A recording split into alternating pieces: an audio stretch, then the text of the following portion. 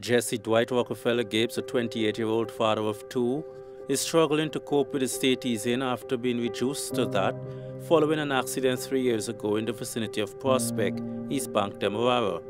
He said the accident nearly cost him his life. I already did 15 surgery, 4 bone transport, 1 blood transfusion, and the foot ain't getting better. You see, I done change 7 external fixator on the foot. Jesse now walks with the aid of crutches and told the newsroom that his ability to fully walk again in the future is dependent on surgeries outside of Guyana. He said that he and his friends were the party type, and at the time of the accident, they were headed to another party on a motorcycle when a pickup suddenly turned in front of them, causing the accident. So right now, I'm asking for medical help, seek medical help overseas, because them already did so many surgery and still them ain't getting it right.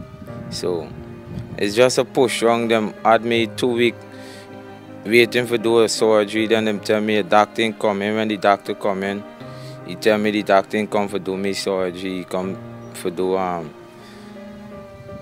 small children surgery, so it's real tight. The only hospital I actually went to is Joshua Hospital, which I never pay for any surgery yet.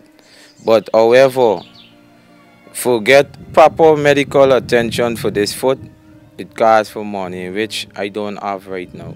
The father of two indicated that he does not see his children often, and he also stated that he worked several places before getting into the accident. According to him, the driver of the pickup claimed responsibility for the accident, but has not been entirely honest with him on several occasions and appeared to be less compassionate. The newsroom understands that the driver did offer compensation, but was not prepared to agree to a figure said by the accident victim. I wish he could come forward and just assist me to get back a normal life, so I could take care of my kids, take care of my mother, and take care of myself.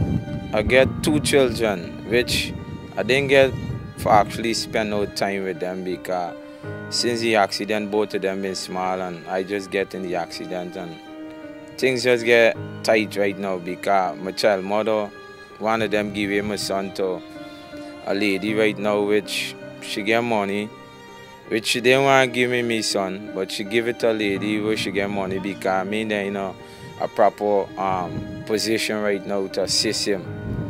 However, my next child mother, which is Fazina Backhouse, she don't really bring my daughter around me, so it's like I suffering mentally, because I don't get to spend time with my kids, and I can't even afford to look after them, much less myself. So right now things is real tight, because when you get depending on somebody to do something for you, which you can't do for yourself, it's real tight.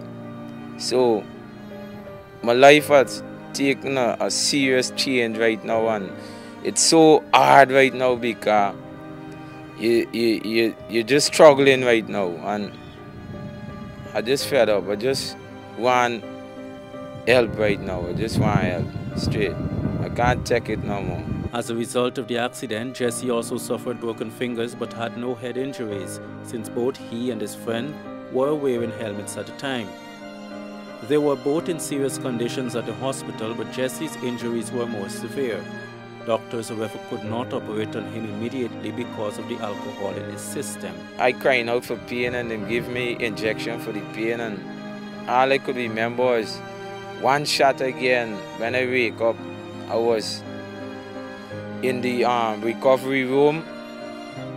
I see myself with one set of wires attached and tubes, and I get blackout back again. When I catch back myself was the next day, the afternoon, in the ward. When I wake up, the first body I saw was my mother.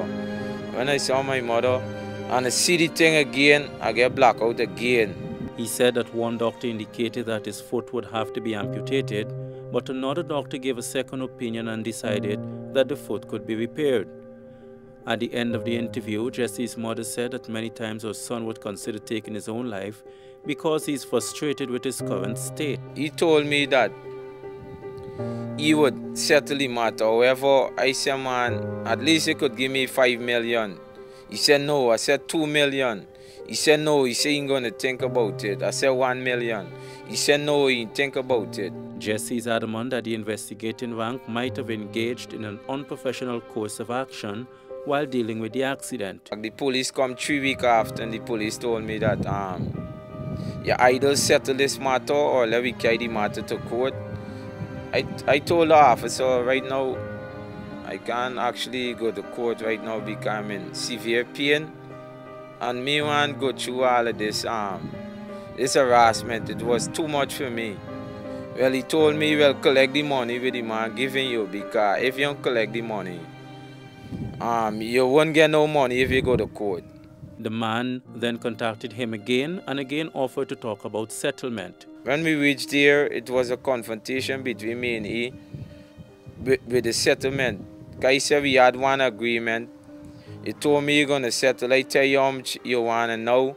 You come in with 300,000 to me and tell me that you either collect this money. It's like he was demanding me, you either collect this money or you don't get nothing at all.